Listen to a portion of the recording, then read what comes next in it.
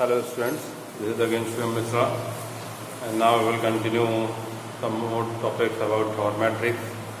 In the earlier classes we have already studied about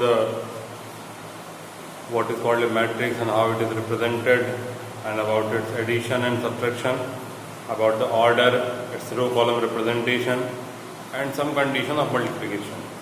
पिछले classes में बेटा आपने जो पढ़ा था उसमें मैट्रिक्स के बारे में पढ़ लिया सब कुछ, जिसमें मैट्रिक्स को रिप्रेजेंट कैसे करते हैं, एडिशन कैसे होता है, सब्ट्रैक्शन कैसे होता है, मल्टीप्लिकेशन कैसे होता है, क्या कंडीशन होती है, कैसे रिप्रेजेंट करते हैं, पहले क्या आता है, रो कॉलम चेक कैसे करते हैं। ठीक, मैं थोड़ी सी चीज़ें और आपको रिवाइज करता हूँ फिर से। मल्टीप्लिकेशन के केस में अगर एक कोई मैट्रिक्स था, है ना, मल्टीप्लिकेशन केस की बात करेंगे क्योंकि सारे केसेस यहीं से हैं। एडिशन सब्ट्रैक्शन आप अगर ट्राई किए होंगे तो आपको फील हो रहा होगा कि रेयरली क्वेश्चन आपको फंस रहे होंगे। ठीक, मल्टीप्लिकेशन ही इंपॉर्टेंट है, तो मल्टीप्लिकेशन की थोड़ी और बात करेंगे। हम पहले क्या बात करते हैं कि सपोज कीजिए कोई मैट्रिक्स है ए कोई मैट्रिक्स है जो कि P क्रॉस Q ऑर्डर का है। एक कोई मैट्रिक्स है जो कि P क्रॉस Q ऑर्डर का है, और यदि ये B से मल्टीप्लाई हो रहा है, B किसी मैट्रिक्स से मल्टीप्लाई हो रहा है, तो मैंने आपको उस दिन एक कंडीशन बताई थी। क्या कंडीशन बताई थी कि पहले वाले का कॉलम दूसरे वाले के रो के इक्वल होगा। ठीक, पहले वाले का कॉलम दूसरे वाले के रो के इक्वल होगा, तो ही इन दोनों में मल्टीप्लिकेशन पॉसिबल है, तो ही A इंटू बी हो सकता है, तो ही A मैट्रिक्स B मैट्रिक्स में मल्टीप्लाई हो सकता है। ठीक, रिजल्टेंट जो भी मैट्रिक्स मिलेगी C, उसका ऑर्डर भी मैंने आपको समझाया था बड़ी आसानी से। ऑर्डर सब क्या होगा, पहले वाले का रो दूसरे वाले का column means P cross N हो जाएगा, P क्रॉस N हो जाएगा रिजल्टेंट मैट्रिक्स का ऑर्डर। ये आपको ध्यान रखना चाहिए, बड़ा आसान सा कॉन्सेप्ट है बट डिफिकल्ट है। यदि कोई मैट्रिक्स A है जो कि P क्रॉस Q का है, if a matrix is there of order P cross Q and another matrix B of order Q cross N, then the resultant matrix C is only possible if A and B will be multiplied, and that multiplication condition says that if the column of the first matrix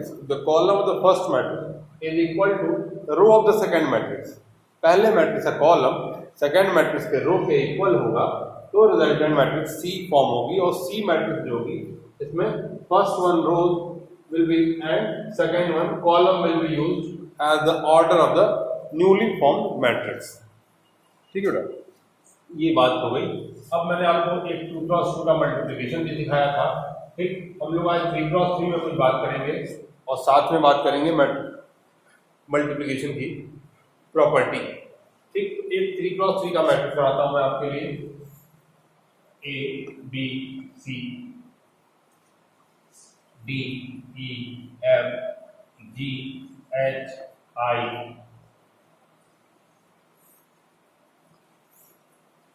J K L M N O P Q R।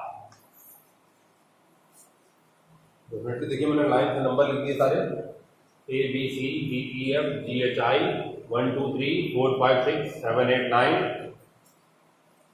J K L M N O P Q R। Line से आप देखें number भी पढ़ सकते हैं, आपको याद भी रहने चाहिए। ठीक, इफ कोई पूछे आई लेटर जो है कौन से नंबर पर रिप्रेजेंट किया जाता है, तो डेफिनेटली इट इज 9 नंबर का रिप्रेजेंटेशन है। कोई बोले आपसे M कितने पे आता है, N कितने पे आता है, O कितने पे आता है, तो भी आपको पता होना चाहिए। सिंपल जनरल IQ है जो आपका स्ट्रांग होता है। ठीक, और भी स्ट्रांग होना चाहिए। ठीक, तो मल्टीप्लिकेशन कैसे करते हैं? मल्टीप्लिकेशन, ये रो करस्पॉन्डिंग टू दिस कॉलम। ठीक, पहला रो पहले कॉलम से मल्टीप्लाई होगा, पहला रो पहले कॉलम से मल्टीप्लाई होगा, तो पहला रो पहला कॉलम 1 1 पोजीशन पे आएगा, 1 1 पोजीशन। ठीक, कैसे आएगा? A into J plus B into M plus C into P, A into B, A into J plus B into M plus C into P। आप समझ पा रहे हैं? ठीक, ऐसे ही मैं नेक्स्ट एलिमेंट लिखूंगा, तो क्या लिखूंगा? इसी पहला रो दूसरे कॉलम से, तो 1 2 पोजीशन हो जाएगी। पहला रो दूसरे कॉलम से, तो क्या होगा 1 2 पोजीशन हो जाएगी। तो a into K A K plus B N plus C Q plus C. मैं इस फॉर्म में इसलिए आ गया क्योंकि स्पेस कम पड़ जाएगा बेटा मेरे लिए। a into K A K, B into N B N and C into Q C Q. ठीक, फिर नेक्स्ट यही रो थर्ड कॉलम से, पहला रो थर्ड कॉलम से। ठीक, तो क्या हो जाएंगे 1 3 पोजीशन हो जाएगी। तो a into L A L, B into O plus B O, C into R plus C R. ठीक, A L plus B O, A into L A L, B into O B O, C into R C R. ठीक, clear है? ऐसे ही इधर बात करें, अभी first row का multiplication मैंने फर्स्ट कॉलम में कर लिया, सेकंड कॉलम में कर लिया, थर्ड कॉलम में कर लिया। ठीक, अब फर्स्ट रो का ही मल्टीप्लिकेशन क्या करेंगे, फर्स्ट रो का मल्टीप्लिकेशन जो है, ठीक, तीनों कॉलम में खत्म कर लिया। अब सेकंड रो पे आ जाते हैं। ठीक, तो सेकंड रो का मल्टीप्लिकेशन फिर फर्स्ट कॉलम में, फिर सेकंड कॉलम में, and then after third column. पहले फर्स्ट कॉलम, फिर second column, and then after third column. Then D into J, D J, E into M plus E M, F into P plus F P, D J E M F P. ठीक, फिर next करेंगे यही row second column से, D K E N F Q, D into K D K, E into N E N, F into Q F Q. Clear ना? Next one D E F का तीसरे column से, D into L D L plus E into O E O plus F into R ठीक, F into R हो गया। Clear है? फिर next क्या करेंगे, अब सेकेंड रो का मैंने फर्स्ट कॉलम में कर लिया, सेकेंड रो का सेकेंड कॉलम में कर लिया, सेकेंड रो का थर्ड कॉलम में कर लिया। ठीक, नाउ नेक्स्ट अभी थर्ड रो पे आएंगे, first column, second column, third column. First column G into J, G J, H into M plus H M, I into P plus I P. Clear है? Third row first column 3 1 position, third row second column 3 2 position, G K H N I Q plus I Q. ठीक, G K H N I Q. Clear है? ये हो गया। फिर अब क्या करें, अब यही थर्ड रो और थर्ड कॉलम उठाते हैं, third row and third column, G L plus H O plus I are,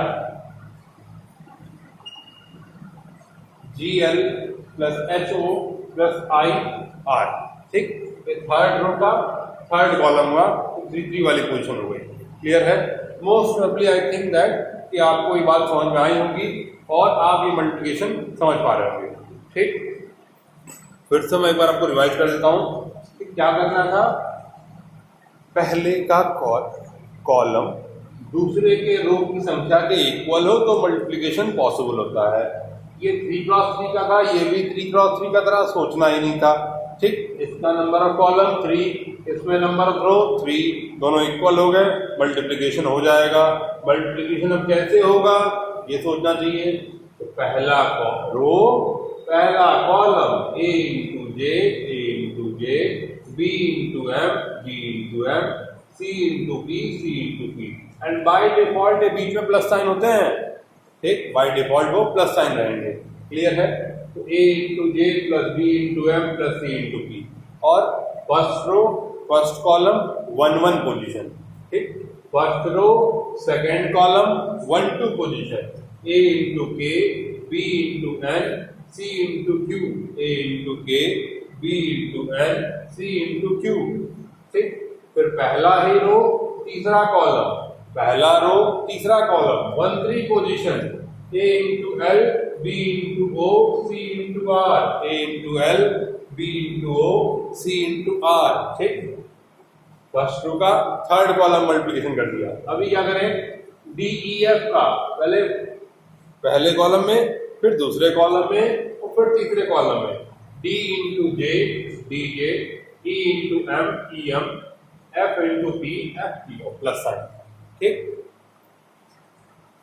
you must remembering what DJ sir. ठीक, नेक्स्ट देखते हैं हम लोग, D into K D K, E into N E N, F into Q F Q. ठीक, फिर D into L D L, E into O and F into R F R. Clear है बेटा? Next G into J G J, H into M H M, I into P I P, and G into K G K, H into N H N, I into Q I Q, G into L G L, G H into O plus H O, I into R plus में I R. ठीक, most probably आपको ये समझ में आ गया होगा। फिर भी यदि आपको नहीं आया हो तो एक न्यूमेरिकल एग्जांपल देता हूं मैं, आपको उसमें पूरी बात समझ में आ जाएगी। ठीक, ठीक है, आप इसको नोट कर लें। ठीक, either you pause it and note it and understand it by yourself by seeing the number and alphabet how it is kept। इसलिए मैंने आपके लिए अल्फाबेट लिया है कि आप समझ पाए कि हाँ अल्फाबेट कहाँ से आया होगा। अच्छा, कोई सोचे ये कहाँ से आया होगा, तो डेफिनेटली के दी है, इसका मतलब ये सेकंड रो का पहला एलिमेंट, फर्स्ट रो का दूसरा एलिमेंट है। ठीक, या सेकंड कॉलम का पहला एलिमेंट है। ये किसमें मल्टीप्लाई हुआ होगा, यहाँ पोजीशन कौन सी है, ये 2 पोजीशन है, इसका मतलब सेकंड रो और सेकंड कॉलम, सेकंड रो तो डी लिख जाएगा मतलब। ठीक, क्लियर है? इसलिए अल्फाबेट लिया मैंने आपके लिए, अल्फाबेट से आप आसानी से समझ पाएंगे। एक न्यूमेरिकल एग्जांपल देता हूं मैं, कुछ बच्चे कुछ डाउट जो होंगे आपके वो भी खत्म हो जाएंगी regarding multiplication. And remember one thing, पहले का कॉलम दूसरे के रो के इक्वल होगा तो मल्टीप्लिकेशन पॉसिबल है, सवाल कैसा भी मिले। ठीक, इतना आपको ध्यान रखना, इतना यदि मिल रहा है तो आप मल्टीप्लिकेशन कीजिए। ठीक, without making any type confusion, just stick to your basic concept that पहले मैट्रिक्स का row will be multiplied with the second matrix column.